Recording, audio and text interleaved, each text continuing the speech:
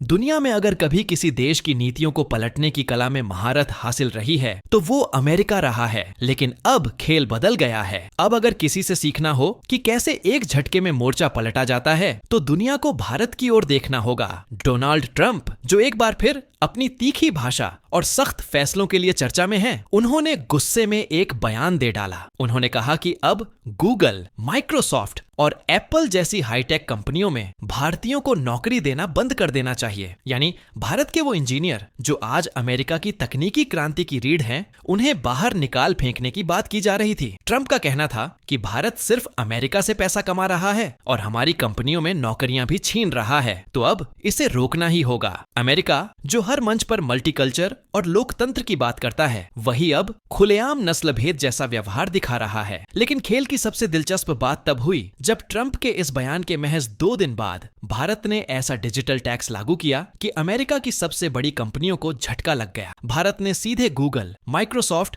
और एप्पल जैसी कंपनियों की कमाई पर टैक्स का शिकंजा कस दिया, और वो भी बेहद सधे हुए अंदाज में। अब तक भारत पर अक्सर ये आरोप लगता था कि वह अमेरिका के दबाव में फैसले लेता है, लेकिन इस बार भारत ने वो किया जिसकी उम्मीद शायद किसी को नहीं थी। जो काम पश्चिमी देश सालों से करते आ रहे थे, नियम बनाना, अपने हित में बदलना और दूसरों को झुकने पर मजबूर करना, अब वही तरीका भारत ने उन्हीं पर आजमाया। डिजिटल टैक्स कोई नया शब्द नहीं है, लेकिन जिस तरह से भारत ने इसे लागू किया वो पूरी तरह से रणनीतिक था। भारत ने एक ऐसा आर्थिक मोर्चा खोला जो सीधा अमेरिका की टेक इंडस्ट्री के दिल पर वार करता है। इस कदम ने वॉशिंगटन की सत्ता के गलियारों में हलचल मचा दी है। ट्रंप को शायद इस बात की उम्मीद नहीं रही होगी कि भारत इतनी जल्दी और इतनी आक्रामक प्रतिक्रिया देगा। यह एक साफ संदेश है कि भारत अब केवल एक बाजार नहीं है, वह एक नीति निर्माता है। अब भारत सिर्फ दूसरों की शर्तों पर नहीं खेलेगा, अब वह अपनी चालों से दूसरों को चौंकाएगा। और इस पूरी कहानी में सबसे खास बात यह रही कि भारत ने न कोई भाषण दिया, न कोई धमकी, बस सीधे एक कदम उठाया, और वह भी ऐसा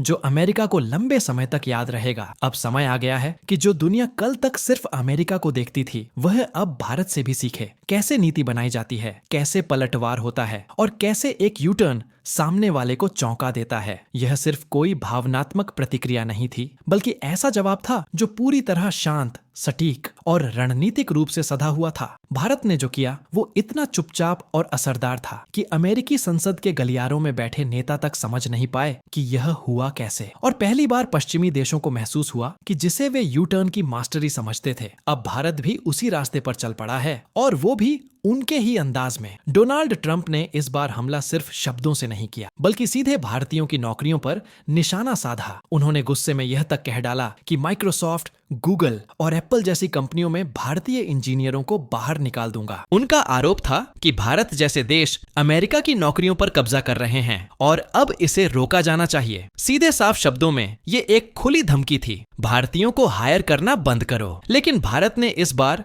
न तो चुप्पी साधी और न ही कूटनीतिक भाषण दिए। इस बार भारत ने ऐसी तोप दागी जो सीधा अमेरिका की आर्थिक जड़ों को हिला गई। नाम था डिजिटल टैक्स। आपको जानकर हैरानी होगी कि अमेरिका की जिन बड़ी टेक कंपनियों की भारत में तूती बोलती है, वो हर साल भारत से लगभग 1.2 लाख करोड़ रुपए यानी $15 बिलियन से ज्यादा का रेवेन्यू कमाती हैं। ये सिर्फ गूगल, एप्पल, अमेजन और फेसबुक जैसे नाम नहीं है, बल्कि ये वो कंपनियां हैं जिनकी भारत में करोड़ों की यूजर बेस है। गूगल अकेले से भारत को मिलता है लगभग 400 करोड़ रुपए, अमेजन से 35,000 करोड़ रुपए, एप्पल से लगभग 1,000 करोड़ रुपए और मेटा, जो फेसबुक और इंस्टाग्राम दोनों का संचालन करती है, हर साल करीब 15,000 करोड़ रुपए का रेवेन्यू। मगर इसके बावजूद इन कंपनियों का भारत में टैक्स देना बेहद कम रहा है। इनका तर्क होता है कि स्थायी कार्यालय नहीं है, इसीलिए टैक्स की जिम्मेदारी भी नहीं बनती। भारत ने इस खेल को समझा और फिर 2020 में एक चाल चली, इक्वलाइजेशन लेवी और डिजिटल टैक्स के रूप में। इसके तहत ऑनलाइन विज्ञापन सेवाएं देने वाली विदेशी कंपनियों पर 6% टैक्स और ई कॉमर्स ऑपरेटर्स पर, जो भारत में डिजिटल सामान या सेवाएं बेचते हैं, उन पर 2% टैक्स लगाया गया। अब चाहे कोई कंपनी अमेरिका में बैठी हो या यूरोप में, अगर वह भारत के ग्राहकों से कमाई कर रही है तो उसे भारत सरकार को टैक्स देना ही पड़ेगा। इस बार बहानों की कोई जगह नहीं छोड़ी गई, और जब अमेरिका ने भारत पर टैरिफ लगाने का दबाव बनाया, तब भारत ने भी उतनी ही सधी हुई प्रतिक्रिया दी। कहा, ठीक है, हम इस टैक्स में राहत दे सकते हैं। लेकिन जब दूसरी बार फिर धमकी देने की कोशिश की गई,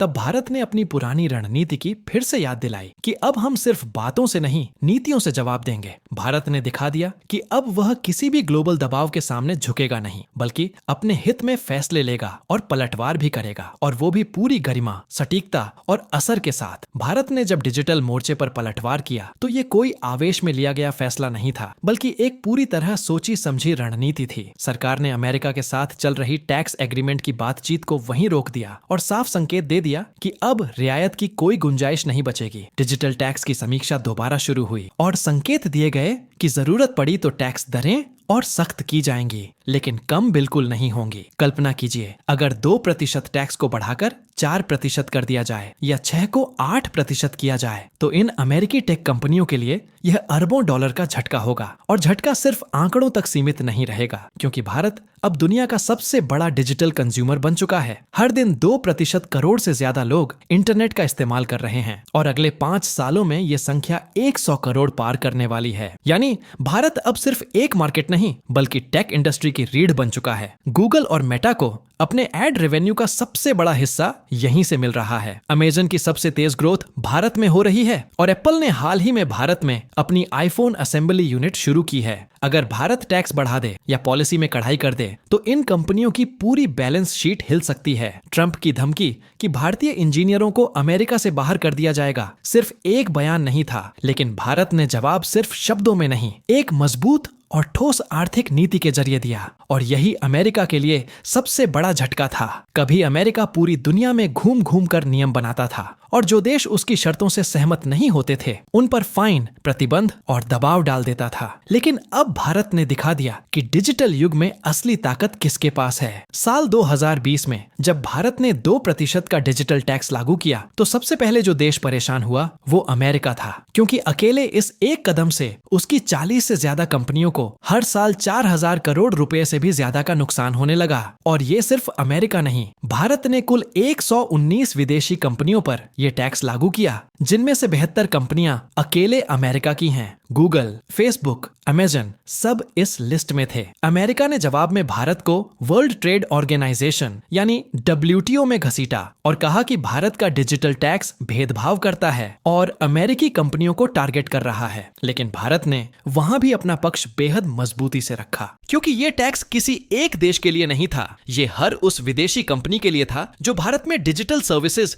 या प्रोडक्ट्स बेचकर मोटा मुनाफा कमा रही थी। अब खेल पलट गया है। भारत अब सिर्फ उपभोक्ता नहीं, एक नीति निर्माता शक्ति बन चुका है। और जो दुनिया कल तक अमेरिका के नियमों पर चलती थी, अब भारत के कदमों को गौर से देख रही है। भारत ने वाकई इस बार इतिहास रच दिया। WTO में अमेरिका जैसे ताकतवर देश को पटखनी देकर न सिर्फ डिजिटल टैक्स को बचाया, बल्कि उसे अंतरराष्ट्रीय मान्यता भी दिला दी। ये कोई मामूली जीत नहीं थी, ये उस मानसिकता पर सीधा प्रहार था जिसमें बड़ी ताकतें छोटे या उभरते देशों से सिर्फ मुनाफा कमाना चाहती हैं, बिना उनकी नीतियों का सम्मान किए। सबसे दिलचस्प बात यह रही कि अमेरिका खुद अपनी कंपनियों को फॉरेन टैक्स क्रेडिट्स देता है, यानी अगर उनकी कंपनियां किसी और देश में टैक्स देती हैं, तो अमेरिका में उन्हें राहत मिलती है। लेकिन जब भारत ने वही टैक्स लगाया, तो उसे भेदभावपूर्ण बता दिया गया। अमेरिका का असली मकसद ये था कि भारत जैसे देश टैक्स ही न लगाएं, ताकि उनकी कंपनियां आराम से अरबों डॉलर कमाएं और एक भी पैसा भारत को टैक्स में न देना पड़े। मगर भारत ने साफ कह दिया, अब खेल एक तरफा नहीं चलेगा। अब अगर आप हमारे लोगों से कमाई करोगे तो टैक्स भी देना पड़ेगा। अब सवाल ये है, क्या डिजिटल टैक्स को 6% पर ही रोका जाए या और बढ़ाया जाए? इस पर चर्चा जरूरी है, क्योंकि अगर अमेरिकी कंपनियां भारत के नियम नहीं मानती, तो भारत के पास यह अधिकार है कि वो टैक्स दरें और बढ़ाए। आखिर भारत अब सिर्फ एक डिजिटल मार्केट नहीं है, यह एक वैश्विक शक्ति बन चुका है। आपकी क्या राय है? क्या डिजिटल टैक्स को और सख्त किया जाना चाहिए? अपनी सोच हमें कमेंट में जरूर बताएं।